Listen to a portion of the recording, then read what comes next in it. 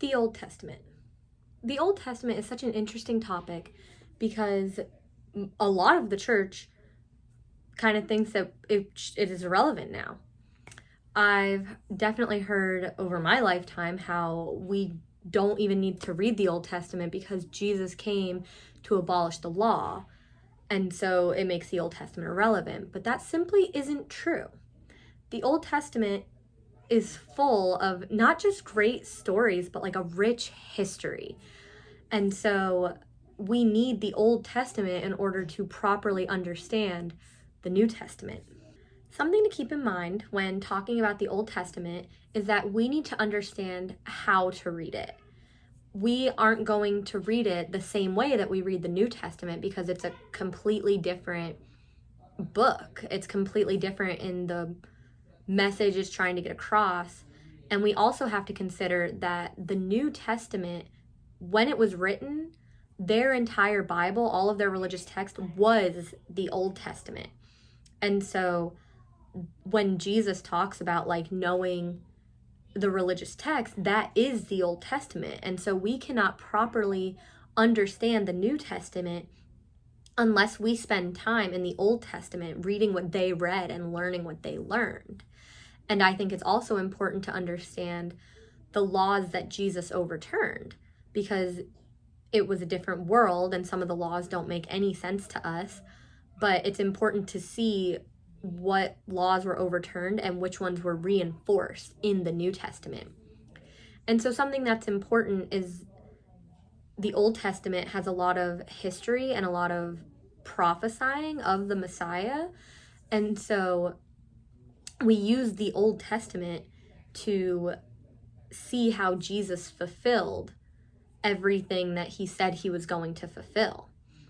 But something else that's important to remember is that the whole Old Testament is not just pointing to Jesus. But so we don't have to be reading the Old Testament as just always waiting for Jesus to be the main character.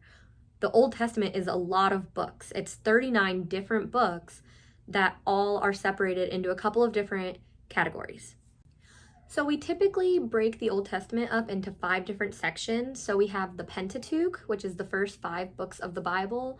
And then we have the historical books, the wisdom books, which would include like Ecclesiastes, Proverbs. And then we have the major prophets and the minor prophets. And so we would read all of those books differently. Like we wouldn't read the books of the Pentateuch the same way that we read the wisdom books.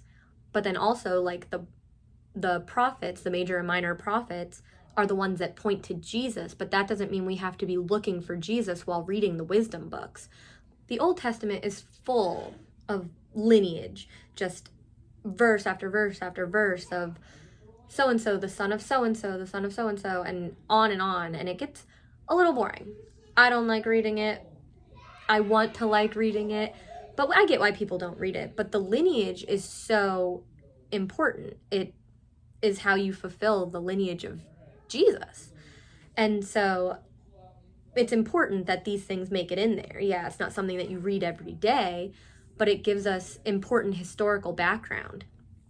And then another thing that a lot of people get very upset about when talking about the Bible in general, but especially the Old Testament, is a lot of people think that women are mistreated. And yes, in today's standard, they were definitely treated differently back then, but a lot of the Bible just talks about how much we should love and respect our wives and women. And yes, there were different cultures and different rules.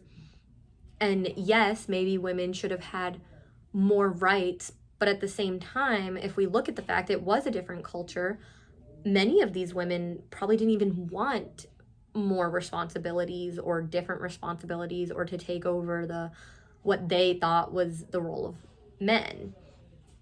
And so when we look back, it's not necessarily that the Bible is saying that women should be oppressed.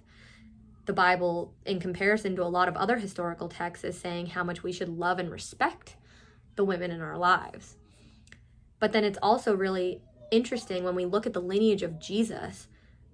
Tamar pretended to be a prostitute and became pregnant, and she is in the line of Jesus. And so how can we claim that this text is just against women when we're looking at all of the redemptive stories and all of the crazy things that happen to bring us to Jesus. And so I just want to conclude that when it comes to the Old Testament, there's absolutely no reason why we should be ignoring it. In fact, it's full of so many great stories and everything. And yes, it can be a debate, but that debate between the role of the Old Testament should be something that encourages us to want to study more. It should encourage us to read it more, not less. And it should encourage us to want to figure out our own opinions and not hate each other because someone might have a different opinion than you.